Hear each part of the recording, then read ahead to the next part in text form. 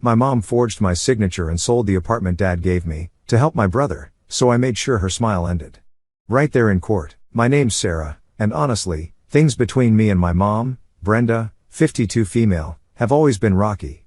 We never really clicked, but it all started to fall apart after my parents split up when I was around 8. My dad, Bill, would have been 58 male, was a good guy, but he couldn't take it anymore. Mom was always on his case about money, how he wasn't doing enough, and she just wore him down. Eventually, he had enough and left. After the divorce, I stayed with Mom, and she wasted no time playing the victim. She'd tell everyone that Dad had abandoned us, but it wasn't like that at all. He still paid child support, visited when he could, and stayed involved. But Mom would take the child support checks, look at them, and scoff, saying things like, "This is all your father thinks you're worth." It messed with me as a kid, made me feel like Dad wasn't doing enough, even though I now see that he was doing everything he could. Things got even worse when Mom met Tom, now 53 male, a contractor who seemed to be doing all right for himself. They had my half-brother, Jake, and after that, I felt like I disappeared. Mom would make these fancy dinners for Tom and Jake, and I was just left to fend for myself most of the time. Sometimes, I'd get home, and there wouldn't even be food for me in the fridge. I was like a ghost in my own home. But the real bomb dropped when I found out Mom was cheating on Tom. And it wasn't just some suspicion or a little thing I stumbled across, it was a full-blown, in-your-face kind of discovery. It all happened when I was 17, just a few months away from finishing high school. I remember the day perfectly. It was a Saturday, and I had been out with some friends. We wrapped things up earlier than I expected, so I came home a little earlier than usual. I wasn't really expecting anything, just a quiet afternoon. But the second I walked through the door, something felt off. You know when the house is too quiet, like unnaturally quiet? That's what it was like. I called out, "Mom? Tom?" But got no answer. That's when I heard it, voices coming from upstairs. At first, I thought maybe Mom was just talking on the phone or something, but then I heard a laugh, not just any laugh, but the kind of laugh she used to do with Tom when they were being all flirty and gross. Except this time, it didn't sound like Tom was the one making her laugh. My heart was pounding, but I couldn't stop myself. I started creeping up the stairs, trying to make as little noise as possible. The voices were getting clearer as I got closer to her bedroom door. And then I heard it, another voice, a man's voice, and it wasn't Tom's. I stopped right outside her door. It was cracked open just enough for me to see in without being noticed. I peeked through the gap, and that's when I saw them, my mom and some random guy. They were all over each other on the bed, wrapped up in the sheets like they didn't have a care in the world. I froze. I couldn't even process what I was seeing at first. My brain just couldn't catch up with what my eyes were looking at. And the worst part? They were laughing like what they were doing was no big deal, like it was just some casual Saturday afternoon thing. Suddenly, I must have made a noise because both of them looked up at the same time. My mom's face went pale. She scrambled to cover herself with the blanket, and the guy? He just smirked. He didn't even try to hide what was happening. He looked at me like I was the one who didn't belong there, like I was interrupting his day. "Sarah, wait, this isn't what it looks like," Mom stammered. But it was exactly what it looked like. She was caught, and there was no talking her way out of it. I didn't even say anything. I couldn't. I just turned and ran. I bolted down the stairs and out of the house without looking back. My mind was racing, my hands were shaking, and all I could think was, what the hell did I just see? I ended up walking around the neighborhood for what felt like hours, trying to wrap my head around it. I didn't know what to do. Part of me wanted to go back and scream at her, to tell Tom, to blow everything up. But the other part of me just felt numb, like I couldn't handle dealing with the fallout. So, I didn't go back home right away. I crashed at a friend's place for the night and didn't tell anyone what happened. I couldn't, it felt too heavy to say out loud. The next morning, I went back, not because I wanted to, but because I had to. I still had to live there, still had to figure out how to exist in that house knowing what I knew. When I got back, it was like nothing had happened. Mom was in the kitchen, acting like it was just a normal day, like I hadn't just caught her cheating the day before. I didn't even acknowledge her. I went straight to my room, locked the door, and just sat there, staring at the wall. I couldn't look at her the same way anymore. It was like a switch had flipped, everything felt different, like the last shred of respect I had for her was gone. After that, things between me and her were basically done. I barely spoke to her. I kept to myself, stayed in my room most of the time, and only came out when I had to. I couldn't confront her again, I wasn't ready for the fight. But I knew one thing, I was counting down the days until I could get out of that house for good. For a few weeks, I kept my head down, going through the motions and avoiding her whenever possible. But I couldn't shake that gut feeling, the one that said I had to leave. The problem was, I didn't know where to go. Then I remembered something Dad had mentioned a while back, an apartment. He had been talking about it casually, saying he'd wanted to set something up for me when I was ready to move out after high school. At the time, I didn't think much of it, but now, it felt like a lifeline. I decided to call him. It was a Friday after school, and I'd spent the whole day building up the courage. My heart was racing as I dialed his number. When he picked up, his voice was as calm as ever, like he had no idea what was going on. "Hey, kiddo, what's up?" I hesitated for a second, not sure how to start. "Hey, Dad, I need to talk to you about something important." There was a pause. "Of course. What's going on?" I took a deep breath. "I want to move in with you. I can't stay with Mom anymore." There was a moment of silence, and I braced myself for his response. But when he finally spoke, it was exactly what I needed to hear. "Of course you can, Sarah. We'll figure it out, okay? Don't worry." The relief that washed over me was unreal. I had been so scared he'd say no, that he wouldn't want to get involved. But that wasn't my dad. He didn't ask a million questions or make it complicated. He just said yes, like it was the most natural thing in the world. "I'll come pick you up tomorrow," he added. "Pack up what you need." That night, I packed everything I could fit into a few bags. I didn't even care about leaving most of my stuff behind, I just wanted to get out. Mom didn't say a word to me. She acted like she didn't notice me packing, and maybe she didn't. I think part of her just didn't care. She had Tom and Jake, and I wasn't part of her world anymore. Dad showed up the next day, right on time. When I got into the car with my bags, he didn't ask for details, and I appreciated that. He just drove, and we didn't talk much on the way to his place. Once we got there, I finally felt like I could breathe again.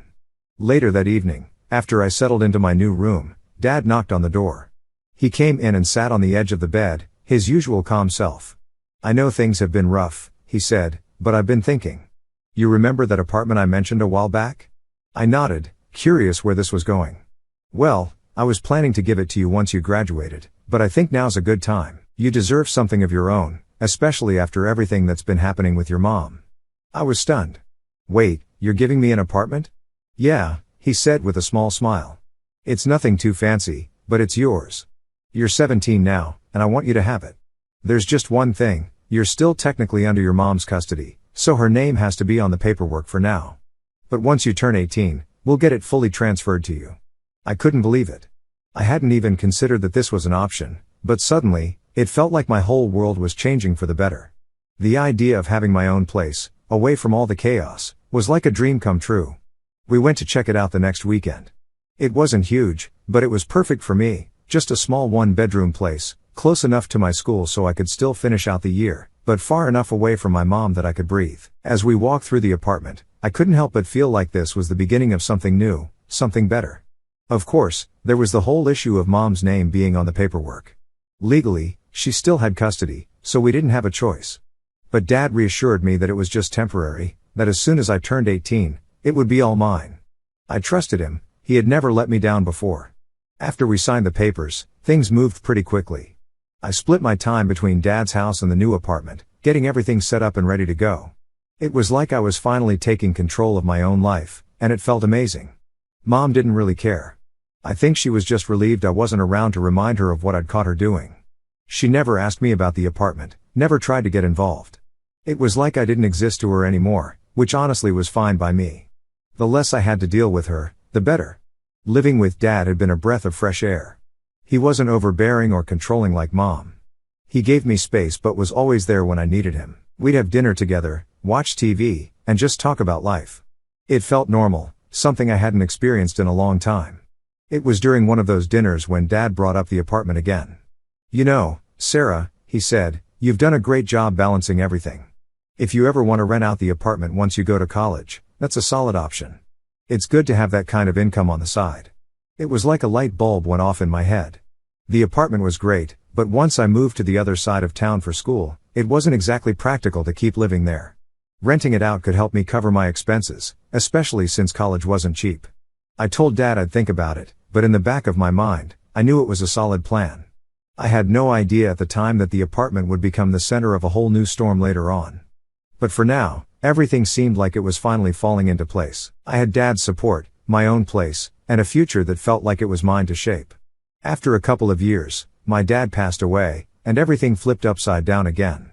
It's hard to explain what it feels like when you lose someone like that. Dad had always been my steady rock, the one person I could count on.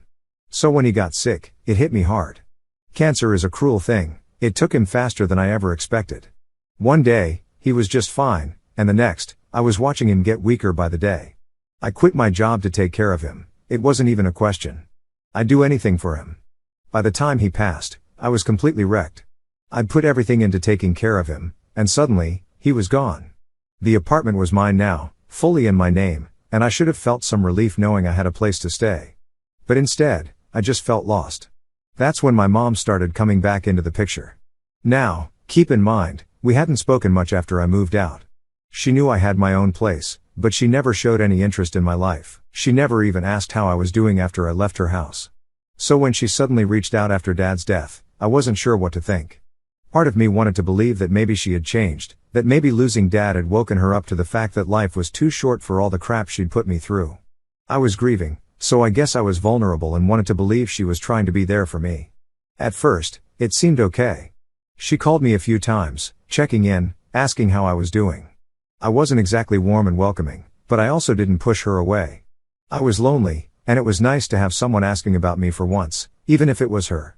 The conversations were pretty surface level. She never brought up anything from the past, and I didn't either. I wasn't ready to dive into all of that, and honestly, I didn't think she would ever be ready to take responsibility for her part in everything. But things started to shift not long after. It started small. One day, she called and casually mentioned how Jake was getting ready for college and how expensive tuition was. I didn't think much of it at the time, I just nodded along, saying stuff like, yeah, college can be expensive, thinking that was the end of it. But then, every conversation after that seemed to revolve around money. She'd drop little hints about how tough things were for her and Tom, about how the economy was making it harder to get by. I wasn't really picking up on it at first because, well, I wasn't looking for it. But then, she flat out asked me for help. I was wondering if you could lend us some money for Jake's college tuition, she said one day over the phone. I sat there, stunned for a second, trying to process what I just heard. My brain was still in the mode of thinking maybe this was her attempt to fix things between us, but now it felt like she was just seeing me as an ATM. Wait, what? I said, not sure if I heard her right. I mean, you've got the apartment, and with you renting it out now, you must have some extra money coming in. Jake's really struggling to get all his scholarships lined up, and Tom and I are doing our best, but... She trailed off, like I was supposed to jump in and offer. I didn't. I just sat there in silence for a moment, feeling like the rug had been pulled out from under me. Here I was, grieving Dad, still trying to figure out what my life looked like without him, and my mom, who I hadn't had a real relationship with in years, was asking me for money. I can't help you with that, I finally said, trying to keep my voice steady. I'm just starting to get back on my feet after everything with Dad. There was an awkward silence on the line, like she wasn't expecting me to say no. I could feel the shift in her tone when she spoke again. I understand, she said, but her voice was tight. I just thought, with everything going on, maybe you'd want to help your brother. I didn't take the bait. After that call, things between us got weird. She stopped calling as much, and when she did, it was short and to the point. I could feel her pulling away, and honestly, I didn't really mind. I was too drained from everything else to deal with her guilt trips. But what I didn't expect was for her to take things a step further. A few weeks after that phone call, I got a message from my tenant at the apartment. They were freaking out, saying they'd received an eviction notice. I was confused as hell because I hadn't given any notice to vacate or even thought about selling the place. So I called them back to figure out what was going on. Turns out, my apartment had been sold, and not just sold, it had been sold without me even knowing about it. My first thought was that this had to be some sort of scam or mistake. There was no way this was legit, right? I immediately contacted my lawyer, and we started digging into the paperwork. That's when the bomb dropped. My mom, who still had her name on the apartment paperwork from when I was underage, had forged my signature to sell the place. I was floored, completely blindsided. I couldn't believe what I was hearing. I mean, who does that? Who sells their kid's apartment without telling them? I was shaking when I called her. What the hell did you do? I shouted as soon as she picked up the phone. Did you really sell my apartment? She didn't even seem fazed. I didn't think it was a big deal, she said, her voice annoyingly calm. You weren't using it, and Jake needed the money for school. It was just sitting there. I was speechless. This wasn't some small misunderstanding. This was my apartment, the place Dad gave me, the place that was supposed to be mine, and she just sold it like it was hers to do whatever with. I tried to hold it together, but I couldn't. I can't believe you did this, I said, my voice shaking with anger. You had no right. Well, technically, my name was still on the paperwork, she said, like that made it okay, and besides, it's going to a good cause. Your brother needs that money. That was it for me.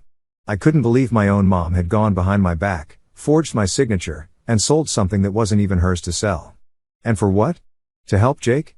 I had nothing against him, but this wasn't about him.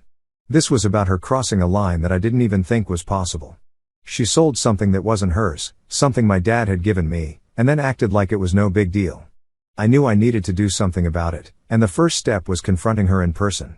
I drove to her house that same afternoon, my mind racing the whole time. I wasn't sure what I was going to say, but I knew I had to get it out. When I got there, I didn't waste time. I walked right up to the door, barely knocking before stepping inside. She was in the kitchen, humming to herself, acting like her world was perfectly fine. Meanwhile, mine was flipped upside down. She looked up and smiled, like she didn't just pull the rug out from under me. Oh, hey, Sarah. What brings you by? I couldn't believe how casual she was acting, like everything was normal, like she hadn't just sold my apartment behind my back. My heart was pounding, and I was so angry I could barely keep my voice steady. You really think what you did was okay? I snapped. Selling my apartment without even telling me? Her smile faded, but she didn't look as guilty as I thought she should. I told you, Sarah, Jake needed help for school, and you weren't using it anyway, she said, shrugging like it was no big deal. It was just sitting there empty. I couldn't believe what I was hearing. She was acting like selling the apartment was some small thing, like it didn't matter. It wasn't yours to sell, Mom. That apartment was mine. You forged my signature. I was practically yelling at this point.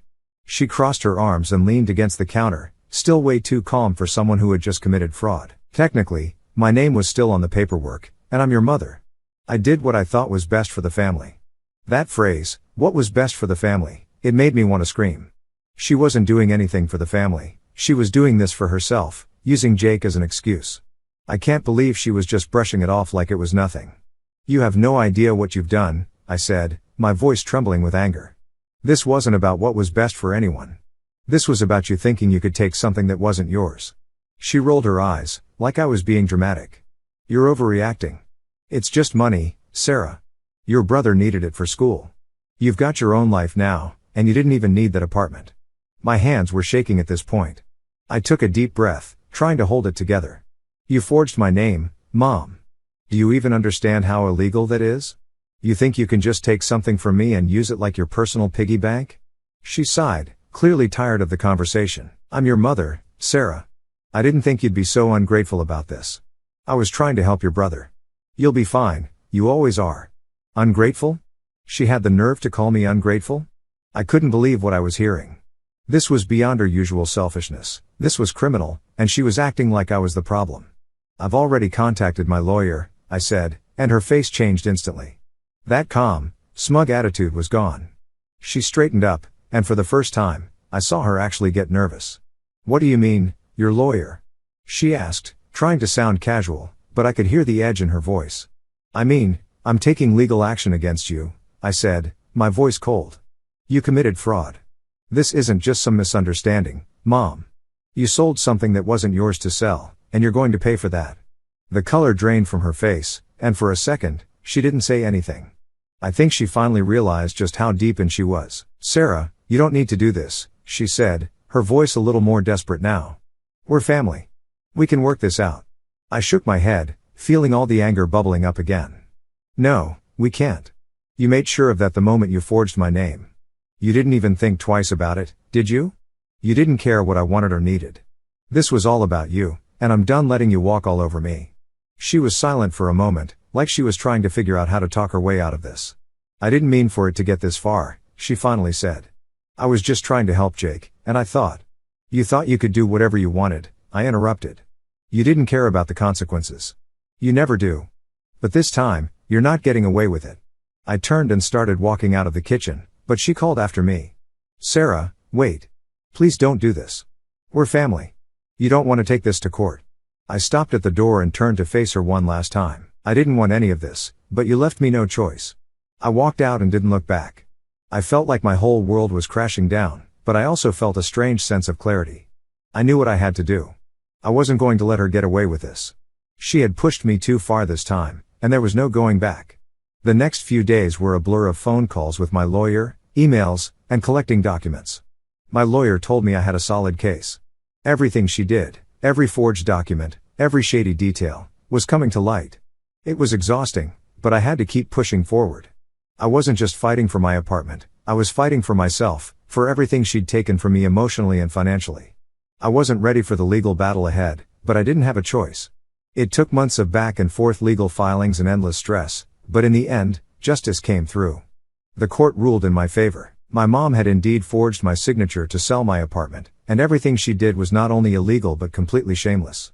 When I got the news, I felt a mix of relief and exhaustion. After all the chaos, it was finally over. The ruling was clear. Mom was found guilty of forgery and fraud. She had gone behind my back, sold something that wasn't hers to sell, and pretended like it was nothing. It was more than just about money, it was about trust, or whatever was left of it. But now, it didn't matter. She was going to prison, and I wasn't going to lose what my dad had given me. When I heard the judge's decision, it didn't hit me right away. It felt surreal, like this couldn't really be happening. Part of me didn't even want it to come to this. I mean, who wants to send their own mother to prison? But at the same time, I knew this was the consequence of her actions. She crossed a line I couldn't ignore, and it wasn't just about me anymore. It was about standing up for what was right. Mom tried to act tough during the trial, like she still had the upper hand, but by the end, you could see the fear in her eyes. She knew she'd lost, and the reality was sinking in. When they handed down her sentence, I didn't feel happy or triumphant. I felt empty. She was going to prison for fraud, and I didn't think there was any way our relationship could recover from this, not that I wanted it to. She'd made her choice, and now she had to face the consequences. But the apartment wasn't the only thing hanging over her head. There was something else I needed to deal with, Tom.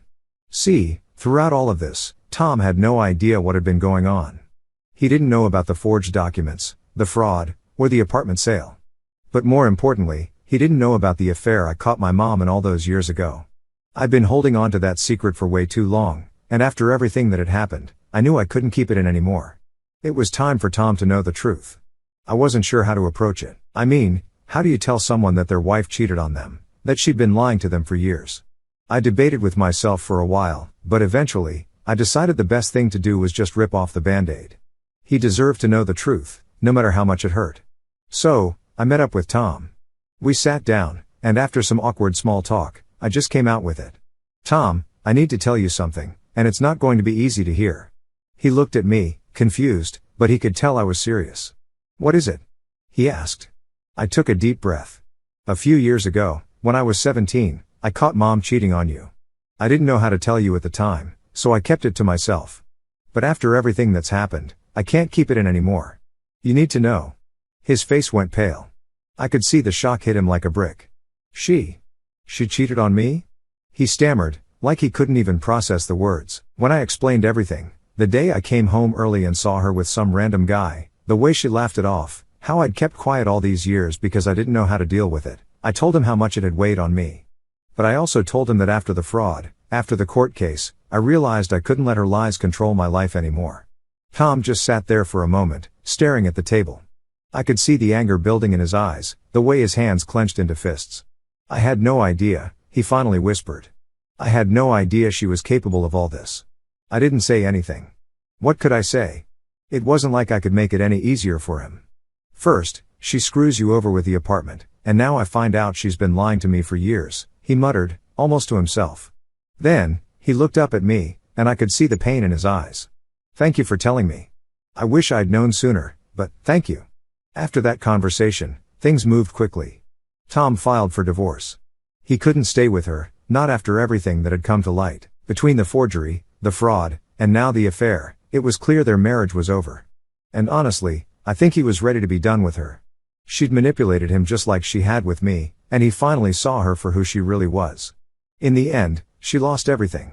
Her marriage was over, her relationship with me was gone, and she was in prison. I wish I could say I felt some sort of satisfaction from it, but I didn't. It just felt sad, all of it. I got the money from the sale of the apartment back, and I used it to buy my own house, a place that was mine, with no strings attached. It felt like a fresh start, something I desperately needed after all the drama. I haven't spoken to my mom since she was sentenced, and honestly, I don't plan to. There's no fixing what she did. Some things are just too broken to repair. As for Tom, we're not super close, but we've kept in touch here and there. I think he's just trying to figure out how to rebuild his life, and I can't blame him. It's hard when you realize someone you trusted was lying to you all along. And Jake? He's doing okay. He's in college now, and we talk sometimes. He didn't know anything about what Mom had done, and I don't blame him for any of it. I think he's just as shocked as I am by all of it, and he's trying to figure out how to move forward too. We're working on building a relationship, but it's hard with everything that's happened. So, that's it. That's where things stand now. It's been a long road, but I'm finally at a place where I feel like I can breathe again. Mom's in prison, Tom's free of her, and I'm moving on with my life. It's not the ending I imagined, but it's the one I got.